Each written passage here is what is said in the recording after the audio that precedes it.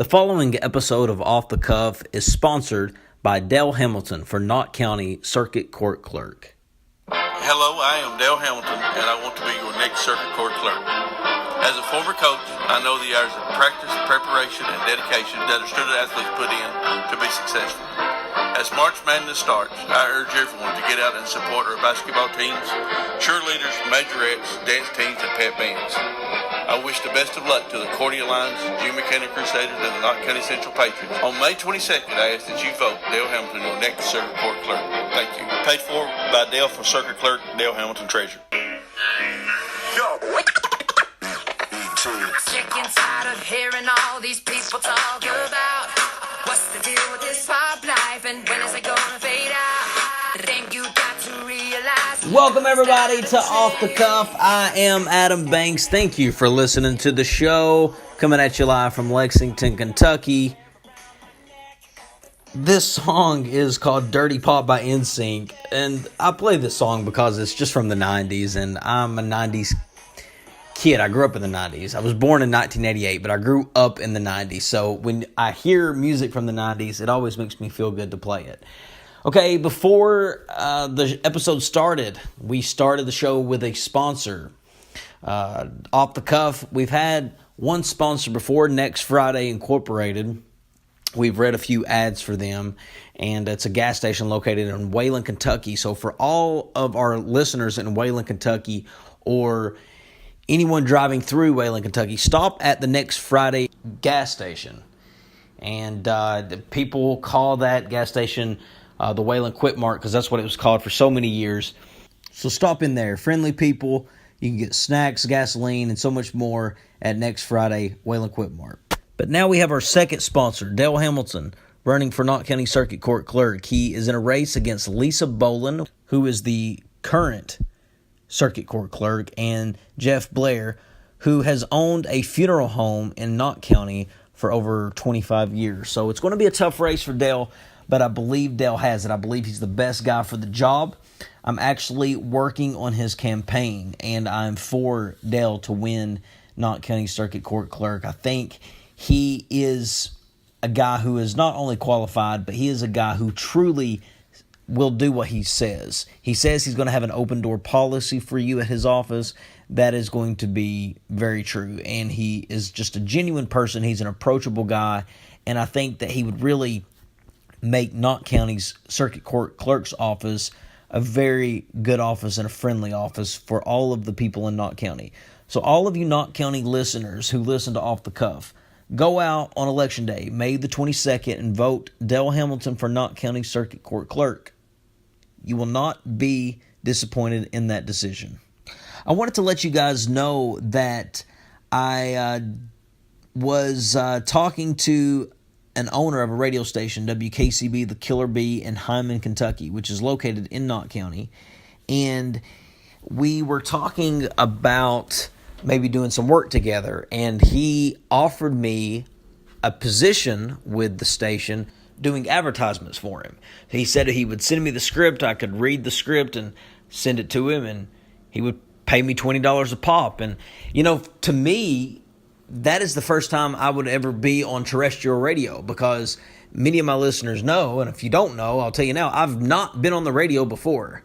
This, to me, is my radio. So I have the idea of what radio is like. And I can't imagine that it would be much different than what I'm doing now. The only difference being having to work the technology in the studio, which I can do. I'm a pretty tech-savvy guy. I can figure it out. And I pretty much have an idea of how it works anyway. So this summer is when this is supposed to be starting. So this summer, if you are in the Knott County, Floyd County, Perry County area, I believe that's where the station covers, you will be hearing my voice over the airwaves doing advertisements. So I'm excited about that. I should mention that if anyone wants to sponsor Off the Cuff and be one of our sponsors, send an inquiry to my email address, adambanks1@yahoo.com. I will get back to you, or you can hit us up on Facebook. I will reply back to you, and we will negotiate some sort of deal for your ad to be played here on Off the Cuff. Would love to have you. It's been a pretty busy week for me. It's been an awkward week for me because I've done a lot of stuff. I've been working on Dale's campaign. I've been doing radio advertisements. I've been, doing the podcast. The last episode was the 200th episode of Off the Cuff. Zach Hahn hosted the show and he interviewed me. So it was a one-on-one interview with me. So if you want to check out that interview, it was really good. He asked a lot of questions about the show, the episodes, the guests, kind of what the future of the show was going to be like. So it's very insightful. So if you are a fan of the show, you will really get a kick out of the 200th episode. Can't believe that 200 episodes have already come and gone. And this is episode 201, and I'm happy to say that this is the official season premiere of the 5th season of Off the Cuff. So we are now in season 5, ladies and gentlemen. So thank you for being such a loyal listener. If you've been with us from episode 1, I appreciate it. Thank you. And if you are just now joining us, thank you. You are in for one hellacious ride as we continue out Off the Cuff. And go back and listen to our previous episodes. If you like the show now, you'll definitely will enjoy the older episodes we've done too. I've gotten a lot of feedback on it. A lot of people have been asking me when the next one-on-one interview is going to be with me. It's not something that you do all the time because an interview, you're supposed to cover things that have happened. And really, we covered things that have happened over the last 200 episodes. So there's going to be several episodes that's going to have to pass before I sit down one-on-one and do another interview. I was thinking about doing another interview on the 500th episode, which would be our 10-year anniversary of Off the Cuff. So that's probably going to be just a small segment of the show, would just be an interview. I hope to do more when we reach that 10-year mark. I hope to have a bigger production planned. But I say it's been a crazy week for me. It has. I've ran into a lot of people from my past this week. It started when I went to tire discounters to get new tires for my BMW. I heard this voice in tire discounters.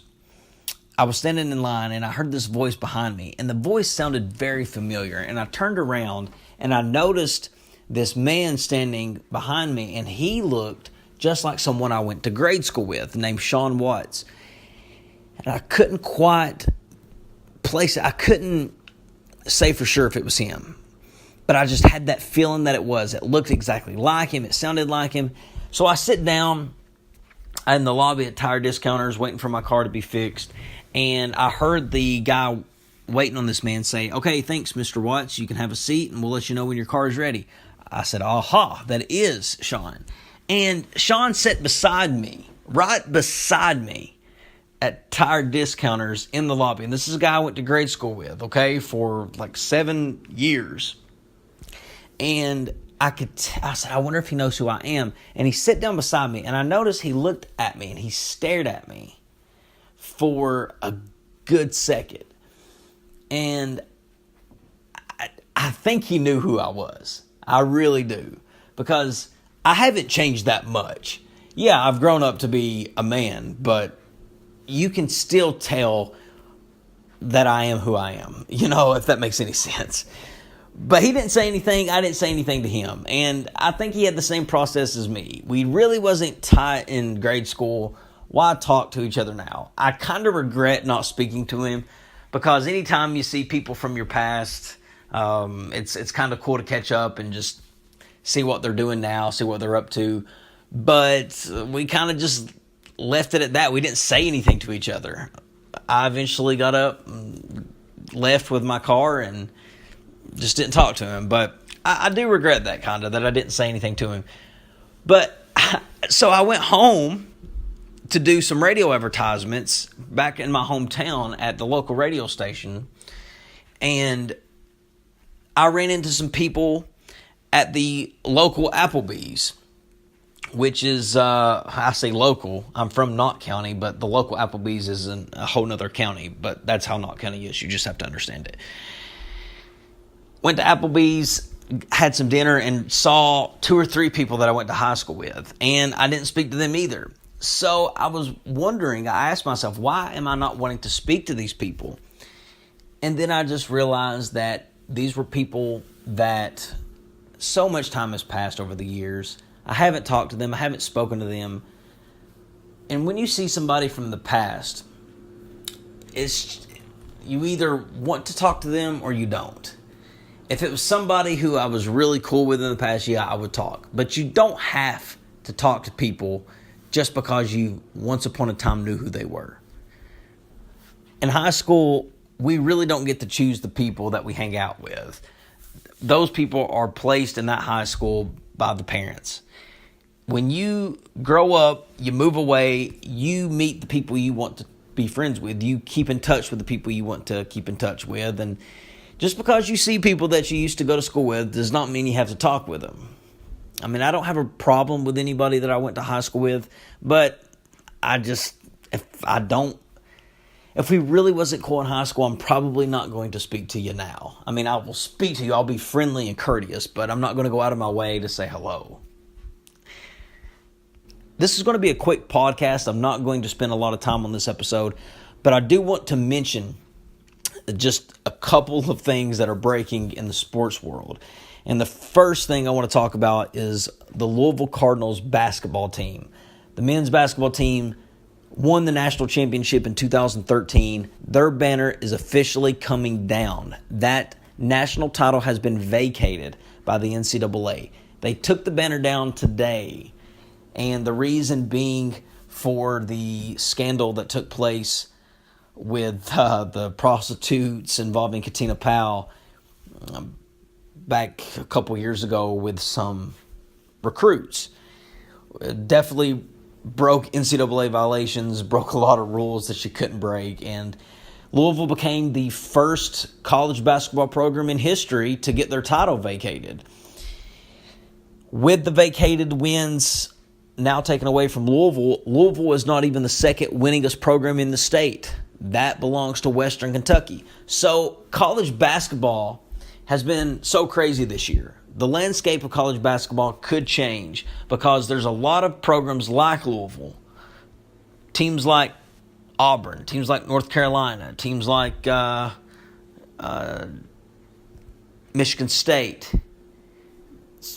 So many teams that are under investigation with the NCAA. I mean, I can't even think of the teams. There's like 20 of them. And if these teams get busted for violating NCAA rules, they're going to wind up in a shape just like Louisville. They're going to have wins vacated. They're going to get postseason bans. And if some of the top teams in college basketball aren't in college basketball for the next couple of years, how's that going to make the whole game change for college ball? It's going to change the whole game. Coaches are going to retire. Players are going to go to other schools because top recruits are not going to go to a school where they don't have a chance to play in the NCAA tournament. So Louisville is in for a bumpy ride. They got that coach, David Patrick. I think David Patrick is a good upcoming coach. I think he'll get a good job. I don't think that he will be successful at Louisville. I don't. I think that Louisville will eventually bounce back from this and be able to go after a more qualified coach to coach the team. But I think David Patrick, I don't think his last coaching job will be at Louisville. I think he'll leave Louisville and he'll get a good coaching job somewhere. He could even go back to being an assistant coach at a major university. Rick Pitino, if you remember, he got a tattoo of the 2013 championship on his shoulder. And he looks drunk in the picture. They took a picture of him from the tattoo parlor with his shirt off and the tattoo freshly inked on his skin. And he looks wasted. He looks like he had been drinking and celebrating that national championship. So he might have to get that removed now. I mean, he doesn't have to, but why would you walk around with a 2013 national title tattoo on your shoulder when it's been vacated? You can either get it removed, Rick, or you can cover it up, however you want to do it. But you talk about a college basketball figure who has fallen from grace. Rick Pitino at one point in time was the jewel of the state of Kentucky. He was one of the hottest coaches in the history of college basketball.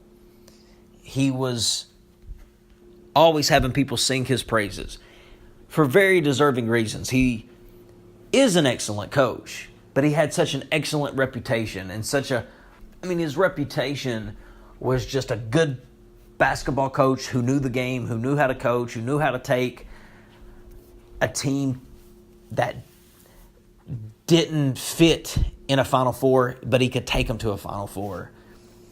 He has fallen because now he has got his wins vacated. He's got a national title vacated. He's got a tattoo that he is going to have a hard time getting covered up. It's an ugly tattoo, by the way. So he's definitely fallen from grace in college basketball. His coaching career might not be over. I could see Pitino in the NBA. I could see him going to a place like the Phoenix Suns because Pitino loves basketball. It's just going to take him a couple years to get over this. But I think the healthiest thing for him to do is just to jump right back into coaching, go to the NBA, and put all of this behind him. That's what the fans of Louisville is going to have to do. They're going to have to put this behind him. It's a thing of the past now. Move on. That's your best course of action, is just forget about it. You're going to have that hanging over your shoulders forever. That your championship was vacated. Fans are going to hold, college basketball fans that hate Louisville are going to always ridicule you for it. But that's just part of being a college sports fan. That's just part of this world. If it happened to any other team, there's going to be people heckle them. If it happened to Kentucky, if it happened to the UK Wildcats, could you imagine, oh my gosh, the people that would say stuff about Kentucky? It would be everywhere. It would be all over the place. So Louisville has definitely fallen from grace, and so has Rick Pitino. But ladies and gentlemen, I want to thank you for listening to the show. This has been Adam Banks with Off the Cuff. We will see you in the next episode. Hearing all these people talk about what's the deal with this pop life and when is it gonna fade out? The thing you got to realize what we're doing is not a trend. We got to get the melody. We're gonna bring. This episode of Off the Cuff was sponsored by Dale Hamilton for Knott County Circuit Court Clerk. On May the 22nd, Dale Hamilton is asking for your support as he runs for Knott County Circuit Court Clerk. Dale is a retired teacher and currently represents District 4 on the Knott County Board of Education. Dale was the first person appointed to the Knott County Water and Sewer District. He has served on the board for 19 years and is currently the vice chairman. Dale has the background and experience to be your circuit clerk. This is your office. Dale Hamilton will always have an open door policy for you. Elect Dale Hamilton, Knott County Circuit Court Clerk, paid for by Dale for Circuit Clerk. Dale Hamilton, Treasurer.